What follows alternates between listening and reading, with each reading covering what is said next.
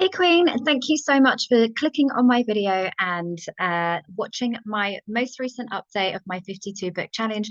So if you are new here, my name is Rebecca Barr, aka the Femalepreneur Coach, and I am undergoing a personal development challenge for 2024 where I'll be reading a different personal development book, one a week for the next 52 weeks of the year. And I'm super excited because it's helping me to think beyond my usual genre and niche of book and really get outside my comfort zone, really consider new perspectives, revisit some fabulous books that have really supported me on my journey already.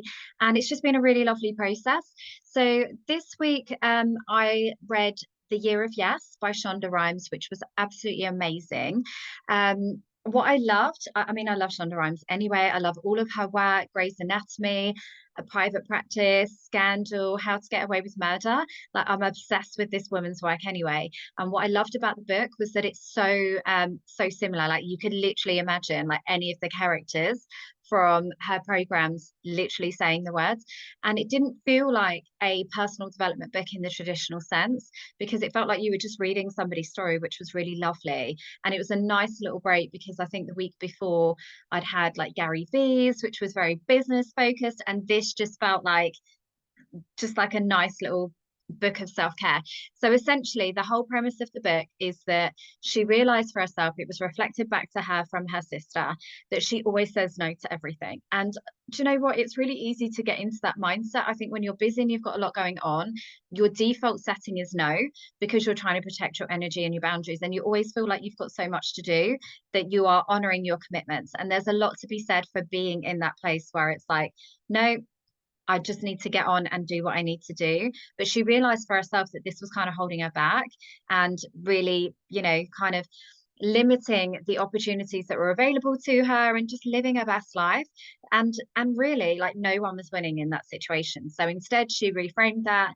She decided to make it her year of yes, and obviously had the most incredible experiences that came to her as a result, and really taught her a lot about herself. I love that the book is more than that. There's so much else that she talks about around like being a woman and a working mom and all of the things. So I think it's just like one of my absolute favorites. I really loved it. And there was a quote in there that just really resonated for me as well. And that was around, she gave a commencement speech. I can always like link it below, for the university that she went to. And it was essentially something along the lines of, don't be a dreamer, be a doer. So a lot of the time people get really caught up with like these big picture fancy ideas of how they want their life to be. Like, I'm going to manifest this thing. And they get so focused on that version of the future that either they don't take any action, so they're kind of lying to themselves because they're not doing anything to get anywhere closer to it, or they never really end up like just kind of, they end up falling short. And if it isn't that one thing, then it's not good enough.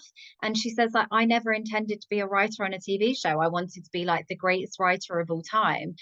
And if I'd still been chasing that dream, like, look at the incredible life that I would have missed out on. And because of that, inadvertently, she's become an incredible writer anyway.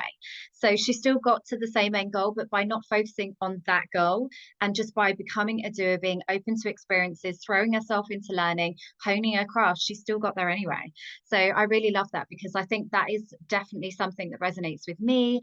I've always been a doer. Like, I love the film Pain and Gain, where it's like, I'm a doer, because I am always, I'm always in continual motion, because I think everything is, unfolding as it's meant to. You're learning something from every experience. Everything is adding up. I'm a manifesting generator. So if you believe it, or if you believe in, or if you know your human design, then you'll know that a manifesting generator is essentially here to create new life paths and to do things in a way that nobody else has ever done before. But we're also here to be like the collectors of wisdom and knowledge, and really have those incredible learned experiences so that we can then take that forward and live our lives and support others in new and innovative ways that haven't been done before.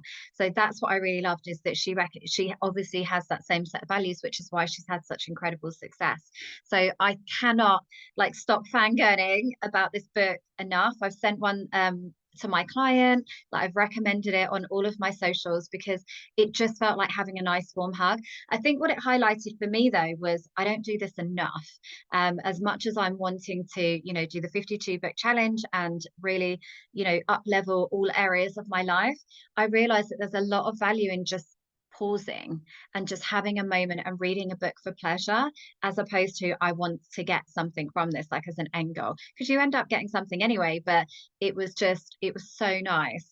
But it didn't feel like a traditional personal development book. It just felt like this was fun, and it felt indulgent, and sitting with the baby and like reading. It made me realize I don't do enough of that. So, you know, it will continue to be the gift that keeps on giving, I'm sure. So this week's book, I'm now switching gears to like the health and wellness sector. So I saw this.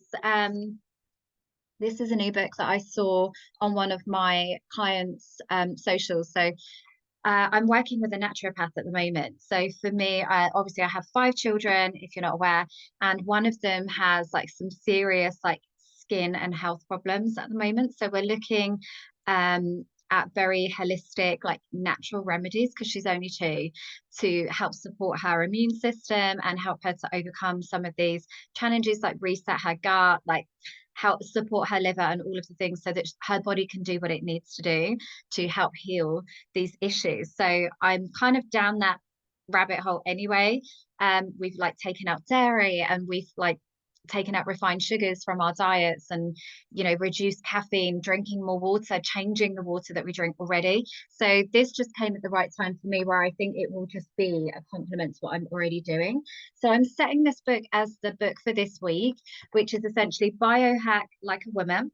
How to get fit effortlessly, feel beautiful, have more energy, and unleash your superpowers with biohacking, which I think will be really exciting. Is by a lady called Aggie Lau. I'm hoping I'm saying that right.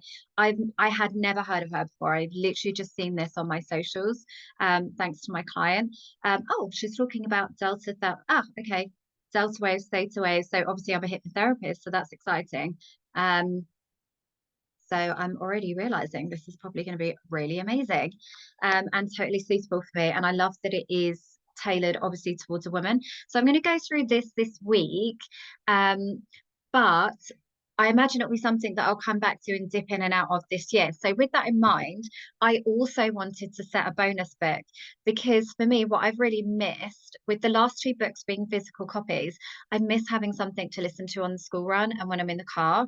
So I'm going to just do a little quick like Russian roulette on my Audible subscription in my library, because I have so many in here that, I mean, I've got like thousands of books, as you can see on my Audible. So I'm just going to literally do like a little boop and see what else I want to set as like an audio book. So you get bonus points if you do both this week.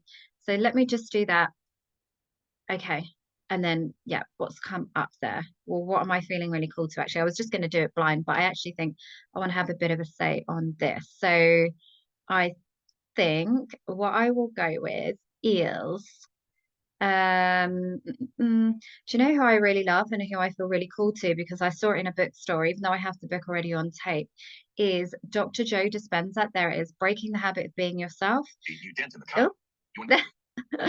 I think I would quite like to read that one or listen to that one again. So this is the book. It's called Breaking the Habit. I don't know if you can see that, you're there. Breaking the Habit of Being Yourself by Dr. Joe Dispenza. So he was featured on The Secret. And he is just an incredible mentor and somebody that I've learned a lot about epigenetics from for my own clients, and about how as women we essentially inherit so many of our fears, phobias, issues, concerns, worries, all of the things through our genetics. And obviously, as a hypnotherapist, like, I'm really aligned to his work as well. I'm really intrigued by his research. So I'll be setting that as a bonus book this week for anybody that wants maybe something to listen to as opposed to a reference book to go through. So I hope you are going to be joining me on this challenge. Let me know, and let me know what you would like my next book to be after this. I'm loving this challenge because it's, again, like I say, just helping me to create and think in new and different ways. It's reminding me how far I've come, and it's just a really beautiful journey right now. So thank you so much for joining me. Make sure you hit subscribe and tune in next week for the next update.